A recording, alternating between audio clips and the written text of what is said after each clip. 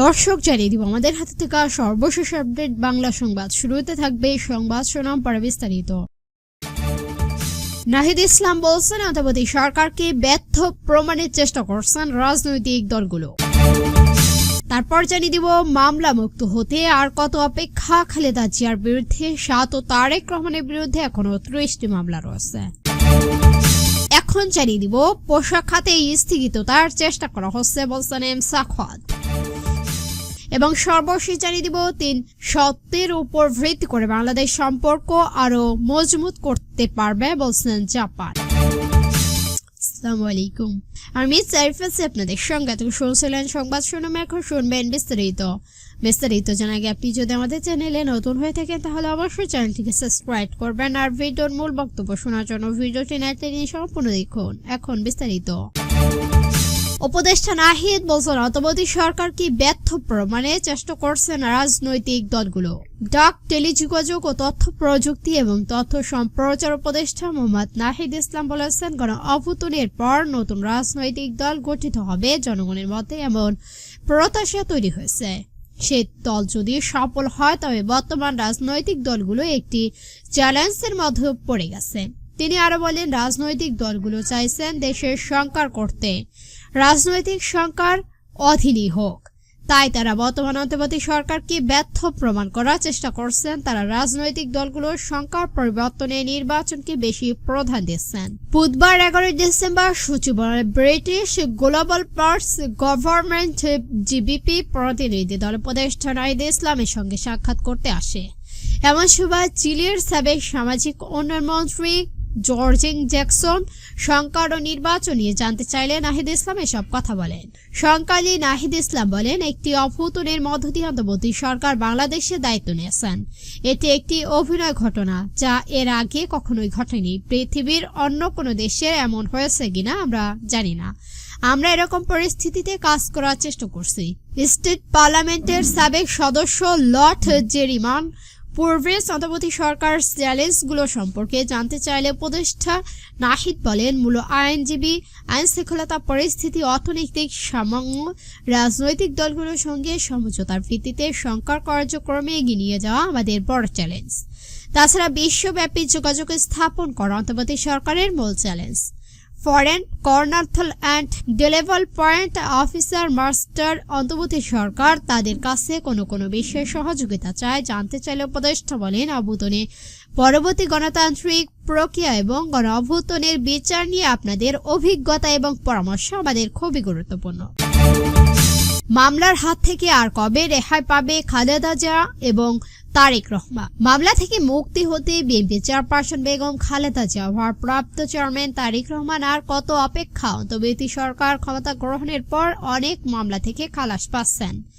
গত ফেস্টিভ সরকার 15 বছরের রাজনৈতিক দল সহ দেশের বিশেষজ্ঞ ব্যক্তিদের নামে অসংখ্য মামলা দিয়েছেন। এসব রাজনৈতিক মামলায় যারা সবচেয়ে বেশি ভোগী ছিলেন তারা হলেন বেগম খালেদা জিয়া ও তারেক রহমান। বর্তমান সরকার ক্ষমতা গ্রহণে 4 মাস অতিক্রম হলে এখনো মামলা যুক্ত হতে পারেনি বাংলাদেশের সাবেক 3 বারের প্রধানমন্ত্রী বেগম খালেদা জিয়া ও তার সন্তান মামলা ও দেশবাসী ও তার ভারপ্রাপ্ত চেয়ারম্যান তারেক রহমান। যেই কারণে দলের লাখো লাখো নেতাকর্মী ও সাধারণ মানুষ একটাই প্রশ্ন, মামলা মুক্ত হতে খালেদা জিয়া ও তারেক রহমানের আর কতদিন অপেক্ষা করতে হবে। বিএনপি জাতীয় নির্বাহী কমিটি আইন বিষয়ক সম্পদ এবং বেগম খালেদা জিয়া ও তারেক রহমান আইনজীবী ব্যারিস্টার কায়সার কামাল বাংলাদেশের প্রতিনিধিকে বলেন বিএনপি নেতাকর্মী সহ দেশবাসী বেগম খালেদা জিয়া ও তারেক রহমানের মিথ্যা মামলা প্রত্যাহার চায়। তিনি বলেন বিএনপি চেয়ারপারসনের বিরুদ্ধে এখনো 6 থেকে 7টি মামলা, মানহানি মামলা চলমান রয়েছে। এর বিএনপির ভারপ্রাপ্ত চেয়ারম্যান তারেক রহমানের বিরুদ্ধে 30টি মামলা চলমান। পাশাপাশি বিএনপি ও অঙ্গ সংগঠন সহযোগী সংগঠনের প্রায় 60 লাখ নেতা কর্মীর বিরুদ্ধে 4 লাখ মামলা ও সেই একই মিতিরে রয়ে গেছে। অন্তর্বর্তী সরকারের কাছে আমরা এসব মামলা প্রত্যাহার চাই। আরো যত মামলা তন্ড আছে তারেক রহমান সাবেক তত্ত্বাবধায়ক সরকার আমলে 2008 সালে স্পেশাল সেপ্টেম্বরে জামিন মুক্তি নিয়ে চিকিৎসার জন্য লন্ডনে যান বিএনপির তৎকালীন ভাইস চেয়ারম্যান তারেক রহমান। সেই থেকে তিনি লন্ডনে অবস্থান করছেন। 2007 সাল থেকে তার বিরুদ্ধে অন্তত 84টি মামলা হয়েছে। এই 84 মামলার মধ্যে 5টিতে দণ্ড হয় তারেক রহমানের। আর খারেজ খালাস ও অবৈধ পেয়েছেন 39 মামলায়। খালেদা জিয়ার বিরুদ্ধে যেসব মামলা বিচারাধীন, গত 5 আগস্ট শেখ হাসিনা সরকার পতনের পর বিএনপি চেয়ারপারসন বেগম খালেদা জিয়ার বিরুদ্ধে থাকা বেশ কিছু মামলা একের পর এক খারিজ হয়েছে। এর মধ্যে নাশকতা ও মানহানির 23টি মামলায় খারিজ হয়েছে। মূলত খালেদা জিয়ার যে দুটি মামলা নিয়ে বেশি আলোচনা, সেই দুটি হলো জিয়া অরফান্স চেয়ারম্যান এবং স্টেট দুর্নীতি মামলা। কারণ এই দুই মামলাতে কারাদণ্ড ভোগ করতে হয়েছে খালেদা জিয়াকে। সম্পর্কিত রেজাউ ফারজান ট্যাক্স দুর্নীতি মামলা হাইকোর্টের 10 বছরের কারাদণ্ড স্থগিত করেছেন আপিল বিভাগ। এর আগে আওয়ামী লীগ সরকার পতনের পরের দিন দুর্নীতি এই মামলায় খালাস রেজাউল সাজা মাফ করেছেন রাষ্ট্রপতি। খালেদা জিয়া আইনজীবী জানান, তার বিরুদ্ধে মোট 37টি মামলা ছিল। এর মধ্যে বেশিরভাগই নাশকতা ও মানহানির মামলা। আর বেশিরভাগ মামলা হয়েছে 2007 সালে তত্ত্বাবধায়ক সরকার এবং 2009 সালে আওয়ামী লীগ সরকার আমলে। শুধু দুটি মামলায় খালেদা জিয়া সাজা হয়েছিল। পোশাক খাতে অস্থিতিশীলতার সৃষ্টি করা হয়েছে বলছেন এম সাখাওয়াত হোসেন। তৈরি পোশাক খাতে চলমান অবস্থা সম্পর্কে অন্তর্বর্তী সরকার শ্রম ও কর্মসংস্থান উপদেষ্টা এম সাখাওয়াত হোসেন বলেছেন, শ্রমিকরা সমস্যা তৈরি করছেন না, তাদের দিয়ে সমস্যা তৈরি করানো হচ্ছে, কিন্তু এটি দুর্ভাগ্যজনক। সারা দেশের বাইরে থেকে স্থিতিশীলতা তৈরির ইনভেস্ট দিয়ে যাচ্ছে, তাদের বিষয়ে সচেতন থাকতে হবে। তিনি বলেন, তৈরি পোশাক খাতে এই অস্থিতিশীলতা সৃষ্টি করা হয়েছে। পতিত সরকার ও তাদের বন্ধু রাষ্ট্র জড়িত হয়ে কিছু সমস্যা তৈরি করছেন। কিছু সমস্যা শ্রমিকরা না বুঝে করছেন। বুধবার ভোটে সচেতন নাগরিক সক্রিয় কার্যক্রম নিয়ে আলোচনা সভা আয়োজিত নাগরিক উৎসবে এসব কথা বলেন তিনি। যৌথভাবে রাজনীতিতে আগারগো বাংলাদেশের বিনিয়োগের উন্নয়ন কর্তৃপক্ষের মিলতে এই উৎসবে আয়োজন করেন দ্য হাঙ্গার প্রেস্ট বাংলাদেশ ও সুপার সুশাসনের জন্য নাগরিক সুজন। তিনি বলেন, আগামী দিনে যে নির্বাচন হবে তাতে যারা অংশ নেবেন তাদের নিশ্চিত গত 3টি নির্বাচন থেকে শিক্ষা নিয়েছেন। যদি শিক্ষা না নিয়ে থাকে তাহলে তারা দুর্ভাগ্যজনক। যাতে কারো ভোট ছিনতাই না হয়ে যায় সেজন্য নাগরিকদের ভোটার অধিকার নিয়ে সতর্ক থাকতে হবে। 3 স্তরের উপর ভিত্তি করে বাংলাদেশের সঙ্গে সম্পর্ক আরো মজবুত করবে জাপান। বাংলাদেশের চলমান সংস্কার কার্যক্রম সমর্থন দেওয়ার পাশাপাশি অর্থনৈতিক উন্নয়নে জাপানি বিনিয়োগকারীদের বাংলাদেশ তাদের অবস্থান অব্যাহত রাখবেন বলে জানিয়েছেন বাংলাদেশ নিযুক্ত জাপানের বাদীয় রাষ্ট্রদূত ইয়ো কমিনি।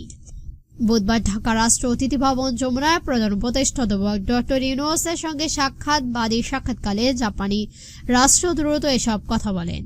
রাষ্ট্রদূত মিলিয়নে অধ্যাপক ডক্টর ইউনূস নেতৃত্ব প্রশংসা করে বলেন, জাপান সংস্কার, শান্তি ও স্থিতিশীলতা, অর্থনীতি, সহযোগ এবং জনসংঘের মধ্যে সম্পর্ক, এই 3টি স্তরের উপর ভিত্তি করে বাংলাদেশের সম্পর্ককে আরো মজবুত করবেন। তিনি বাংলাদেশের অন্তর্বর্তী সরকার নির্বাচন ব্যবস্থা সহ অন্যান্য সংস্কার কার্যক্রম টেলিও সমর্থনের কথা পুনর্ব্যক্ত করেন।